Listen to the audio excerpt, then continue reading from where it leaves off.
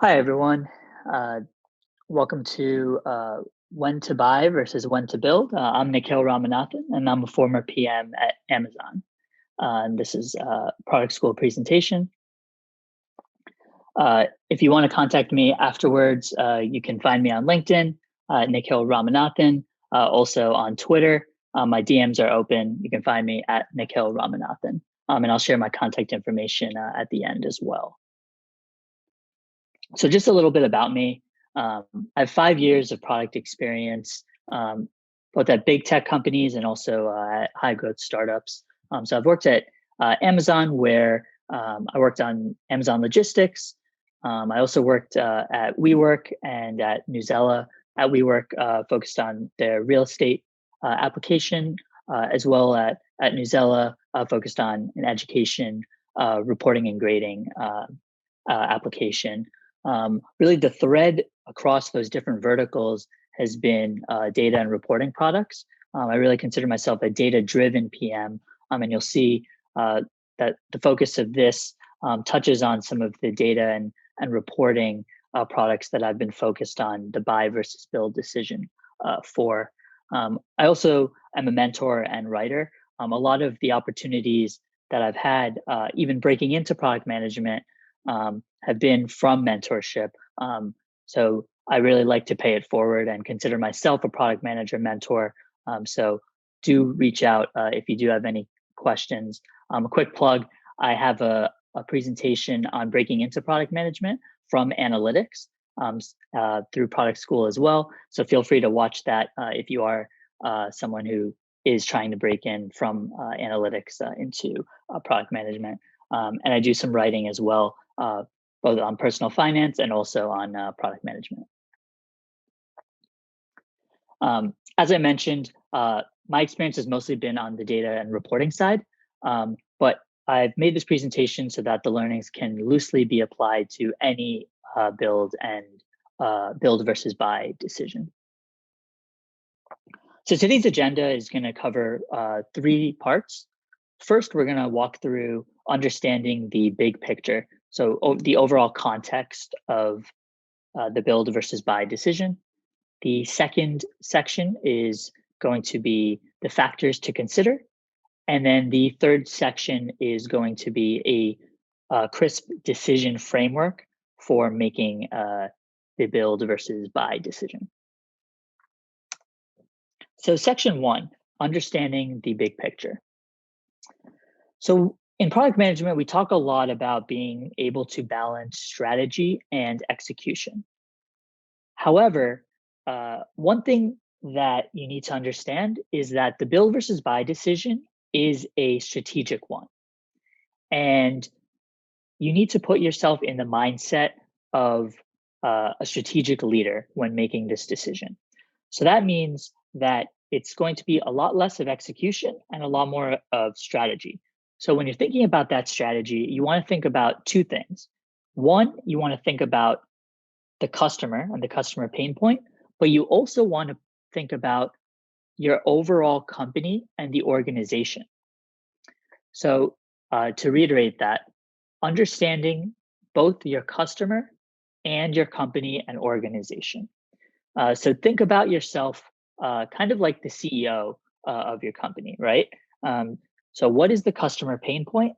And a lot of PMs are already really, really good about this, right? They're very, very customer obsessed. But the second part is something that particularly junior PMs are, and something that I struggled with early on, and you might be less comfortable with, is getting that big picture, thinking big. What does your company and organization care about? Um, so this is the pitfall that you want to avoid. You want to make sure that you understand the context behind the decision. So how do you get towards understanding this context? So here are some of the questions that you can ask to start to get there. Think about, what is your company's mission? What does your company do? At Newzella, where we were an education company, we were focused on unlocking the written word. So that's the company's mission. That's not my team's mission. That's not what my team was focused on, but our company, that's what our company's mission is. What's your company's core competency? So my team was focused on reporting, but my company overall was focused on content and diversity of content. Um, so while reporting is helps our customers understand what content that they've purchased, the core competency is the actual content and the diversity of it, and being able to understand uh, different content at different reading levels. That's the core competency of our company. So those are different things. And what are your company's goals? So being able to understand these types of questions at the company level are going to help you understand the high level context, the big picture. Then the action from here is once you ask yourself those questions, then connect that vision to your team. So kind of like what I was doing there at Newzella, similarly, you want to do that in your situation. Connect your company's vision or that mission to your team. Connect, and then more importantly, connect your team to this project decision. So your team may be focused on reporting, or it may be focused on search, or it may be focused on ML or AI or whatever that specific function is. But this project decision may be even more razor focused. So now you want to then take your uh, company's vision, connect it to your team, and then take the team's KPIs, the team's goals, and then connect it to your project decision. Uh, that may seem like a lot, right? Um, but you want to take all of that, and then you also want to answer the following questions as well, right? So once you have all of that context around your company, then you want to then take the information around this specific decision and answer the following questions. How much money can we actually spend on this decision? By when do we actually need to deliver this? And what are we actually trying to solve? And the problem gets at the customer. The timeline helps you understand how quickly you need to get there, and the budget will help you understand. At Amazon, money was relatively unlimited. At Newzella, it was much tighter. So that answer is going to be a lot different depending on what type of company you're at. This is a lot, right? So write all of this down. It's going to be super helpful to write all this down. One, because it's going to be useful to reference later on. But two, a lot of this information is going to be useful even outside of the context of the build versus buy decision. Understanding your company's goals, understanding the context of your team in the context of your company is really, really valuable even further on in product management. So going through this exercise is useful regardless of even just the build versus buy decision. Okay, now you get to the nitty gritty stuff, factors to consider. So you can really look at three specific areas: costs, control, and support. So what do I mean by these three different things? So costs really come down to three sub bullets: real costs, opportunity costs, and economies of scale. And I'll kind of walk through what I mean by each of those. So real costs, what you really want to look at here is the actual dollar amount of what you're considering. And I'll use the example of what the process of what I went through at Newzella, because I think it's pretty tangible here. So at Newzella, we were looking at a build versus buy decision for a reporting product for school administrators, and they wanted to understand whether they purchase Newzella to get content, and they want to be able to understand how much content their teachers are consuming. So they want to get usage information.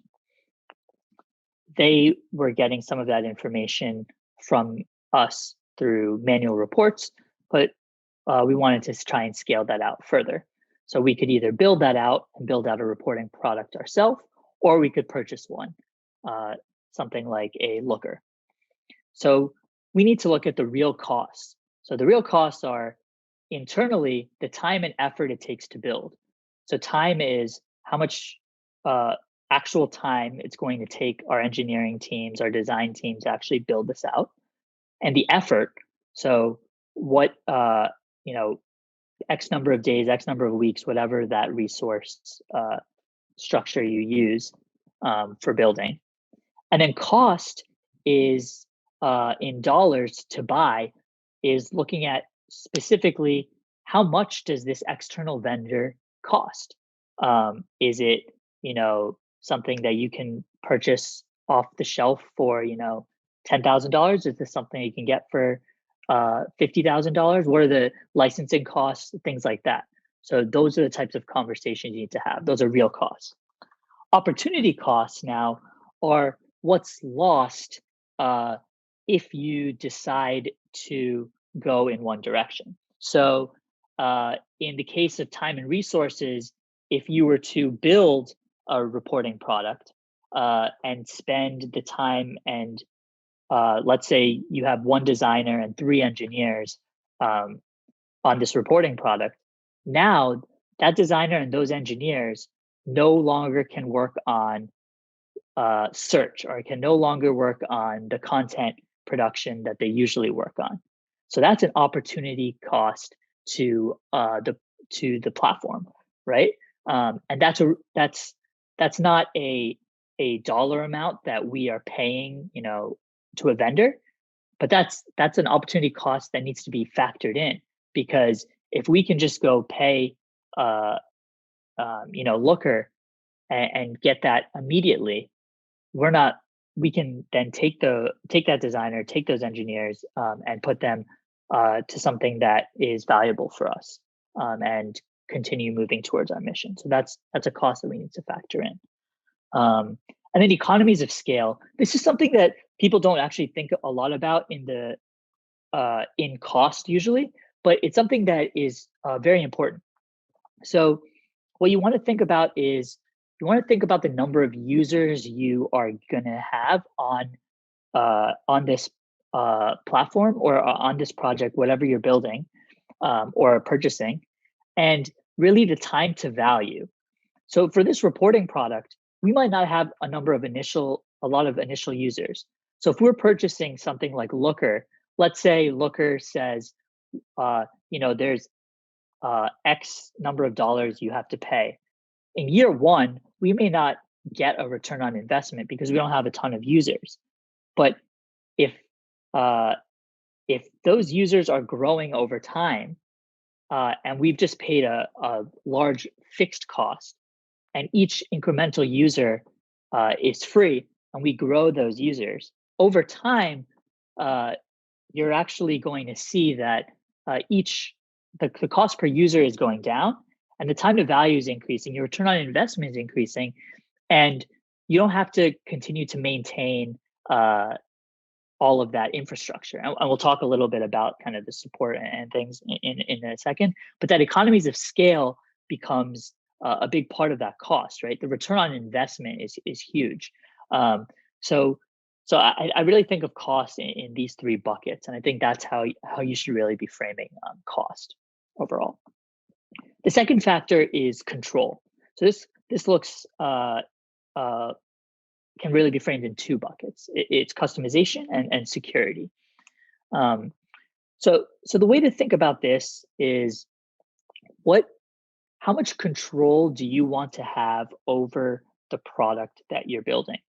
So with uh, with the reporting product, we were building something that we want to provide usage data to administrators, but we're not just showing them usage data. We actually wanted to build something that was going to be built on top of our content, uh, that was going to be a net new solution that was going to be uh, you know pretty innovative in the education tech space. That's something that wasn't specific to reporting, reporting use case, but was more of a content use case, but was data on top of a content use case. So we weren't really sure, does Looker really solve that? So in that case, that's a real edge case. So that's something we may want to have control over. That's something that we may feel more comfortable building out from a design perspective. We may feel that Looker doesn't have the UI to really be able to build those types of visualizations. Those are conversations that you want to have with those vendors, number one. But then number two, this is a great place to have conversations with other teams like marketing and sales, particularly at startups. Talk with the teams. What do you need to actually sell as your cohesive product? So uh, while I'm working on the reporting product, that's a piece of the puzzle, right? That's only a piece of what we sell at Newzella. We really sell the reporting part as a chunk of our whole entire ELA product. So the reporting part is a part of why people buy Newzella, but they really buy it for the content and they get reporting. So work with marketing, work with sales on how we pitch this, and then figure out what are those edge cases that people are actually going to want. And then you figure out like how much customization is really there. The second part is really important, security. This can be really important in different areas. I'll speak to kind of my experience, which from the education side, you have student data, which is super sensitive data. So when we're working with Looker, we want to make sure that there's going to be no exposure in terms of risk, right? If student data gets out, that's a huge issue. You also want to make sure there's compliance with the different standards, right? So that's a huge risk as well. Work with legal. Make sure that everyone make sure that you work with the legal teams. Make sure you work with engineering teams to ensure that they feel comfortable with that. But oftentimes you may want to have control of that data and you may feel more comfortable keeping that data in-house from a security perspective, security and compliance perspective. But this is a great opportunity to work with other teams. Don't feel like you need to come up with these decisions by yourself. Work with other teams. The third part is support. What kinds of support are you going to get if you go externally or and buy something versus building in-house?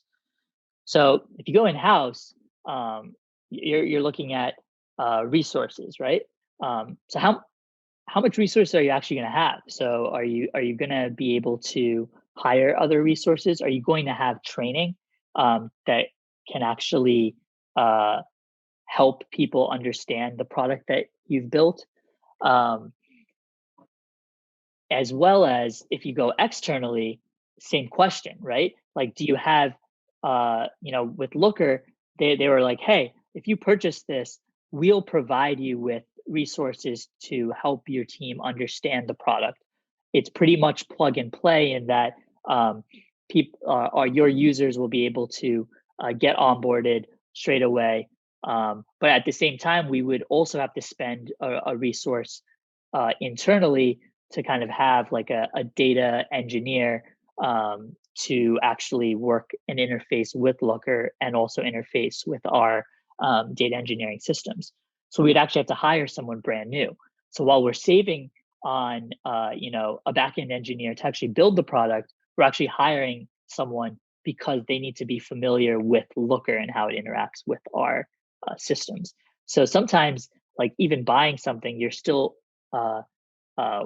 there's still an additional like resource for support, and that also factors into cost as well, right? So support and costs they do kind of come in together. There are some synergies there. The second part is technical debt. You want to understand that when you build something, there's going to be bugs. There's going to be new features that come up. This also relates to the other point that I made earlier around customization, right? So if there are new things coming in, if there is customization, there's also going to be uh, new things that you're going to build, that you're going to have to build. So what you want to be able to do is understand what you uh, the trade-off between having those bugs and what if you go externally, what can actually be covered by just purchasing something and not having to take on additional resources to actually fix some of these things. All right, uh, the decision framework. So now you have the factors to consider. You have kind of the large context of your company, and you've kind of tied that into your team and to the build versus buy decision itself. So for the overall framework, let's keep it simple here, right? We want to consolidate that information, identify what's important, and then make the decision. Okay, so consolidate your findings. So I think what's going to be really important is to use this table, and you can obviously reference um, this table. Keep going back to this, but I've kind of highlighted a few things, and I'll briefly walk through this. But this is this is kind of a summary of some of the things I covered in the second section, and it doesn't cover everything, but it's a good way to think about like when do you build, when do you buy, and overall, it's still thinking about those same kind of themes around cost, control, and support, right? Um, in terms of building, you really want to think about, uh, you know, do you have enough cash? If you don't, then that's probably a sign you're going to want to build. There's negative economies of scale. Um, the thing you're doing, it aligns with your core mission. That's a good thing. You should probably build. Um, if you want more control and uh, you believe that you can build something that's quality and you can ensure the customer experience, build it. If you have any concerns around security and compliance, build. If you want end-to-end ownership, build it. If there are highly customized requirements, and as a PM, you're the one building the requirements, right? So you'll know this best, build. When to buy? Number one thing to remember, if it's not the core competency of your team, it's probably a good sign to go externally. If it's a plug and play product, I've usually worked in the data and reporting space, but something like Salesforce is a great example. Your sales teams are scaling, you're growing fast. It's really, everyone knows how to use Salesforce. It's really easy to integrate with all of your tools. It's a no-brainer decision. It's plug and play. Um, if you need to deliver this immediately, if there's time, if time is of the essence, it's a great opportunity to buy something. If you can see the return on investment increasing over time, buy it. And then there's a couple other things around training, the technical debt, and the internal resources. But this is a great slide to just continually reference over time. But this kind of gives you a good framework. Um, Again, these what you want to do here is not just like use each and every criteria. Figure out what's most important for you, and this should be company specific. So I'll give you an example. At Newzella, I ultimately identified, okay, we're a mission driven company and we're focused on content. We are not, our core competency is not reporting.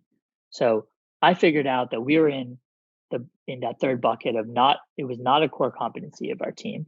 I figured if we went with Looker, the return on investment is increasing over time.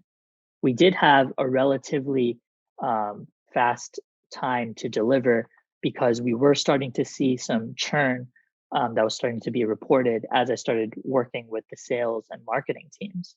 So as I started to see some of those things, and I started to see, hey, we do have some cash that we can spend. We had limited cash, but we could spend that. And I worked with legal to break down the security and compliance concerns. Those were the key criteria for me. We checked the box with security. We had the cash to spend. we needed to deliver something that returned investment over time, and it wasn't our core competency. Let's go buy it. And that's how we made our decision. So figure out what's most important for your company, and then make that decision.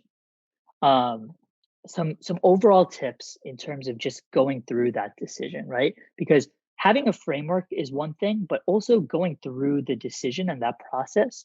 Um, I've learned quite a bit from just going through that process. Use good judgment. It isn't a science, right? You're putting different weights to these different things. You're not gonna get a formula here. Judgment's gonna go a long way. It does help to kind of have criteria, but ultimately having good judgment goes a long way. Communicate early and often. This is the biggest learning I've had. Um, One of the things I would do earlier on, especially when I was at Amazon, was I would I would I would do all of these things, but I would keep it to myself, right? And then I would, go into one of these meetings and I would say, "Hey, I think we should buy," or "I think we should build," and no one would have that same context, right? Or the leader might have the context of the company, but they wouldn't have the context or the pain point from the customer, or people would only have part of the equation, right? And the key here is you want everyone to have all of the information that you have, and then that way, when you're selling this decision, it's not really, um, it becomes like a no-brainer because they've heard all of this already, and you've kind of guided them through that decision. So you want to communicate and evangelize this. The key part here is find an ally, um, and with the data reporting piece, the key for me, it's always been someone either like sometimes this can be like someone on your engineering team, maybe it's an engineering lead or engineering manager. From data reporting side, sometimes that's like someone on the data team. But find an ally who you can kind of work with, who, as you're collecting information, you're talking to sales and marketing, as you're talking to legal, you're kind of like, hey, this is the information I'm getting. I think we should probably build here. Like, this is kind of the information here. Oh, this kind of makes sense. Like, right? Like, I'm thinking we should buy. And then they're like, yeah, yeah, I agree. And as you start to kind of walk that, and it's not to like say you shouldn't have some healthy disagreements sometimes, but finding an ally in terms, or like even finding someone to challenge you is also a good thing. But those healthy disagreements will also allow you to find an ally and get to the right decision. And that's what leads to good judgment. Um, and then ultimately, like when in doubt, if you're totally stuck here, always come back to what your company's core mission is, um, right? And if it's not directly related to your company's core mission, um, buying is probably going to be the right decision here. This is not to say just I don't want the takeaway here to be like just buy, just buy, just buy, but the takeaway is figure out what your company's core mission is, and if you've done all of the work before this and you're still on the fence, go back to your company's core mission, and if what you're doing truly relates to it, and if it's if what you're working on is the most important mission driven stuff, then you should build. But if it's not, and if it's not, then buying is probably ultimately going to save you money in the long run. It might be a sticker price in the beginning, but that will ultimately save you money with the opportunity cost, with the economies of scale. Um, so in summary, just to give you a recap of what we've covered today, um, understand the context, right? Don't just jump into the customer pain point, but really understand the context of your company and your organization. This will vary depending on your company's size, but really understand the context. Evaluate your decision. Three main criteria: cost, control, support. And then consolidate all of that information, identify what is the most important criteria to your company, to you, and then decide, make a decision. It's not a science. Whatever decision you make, have good judgment and you'll make the right decision. Uh, Thank you so much. I hope you enjoyed it. I hope you learned something. Uh, Feel free to contact me on LinkedIn. As I shared earlier, you can find me at Nikil Ramanathan, or on Twitter at Nikil Ramanathan. My DMs are open. I'm active at both places. Feel free to reach out anytime. As I mentioned, I've learned so much from other mentors, so happy to share any knowledge that I have and happy to answer any questions. Thank you so much.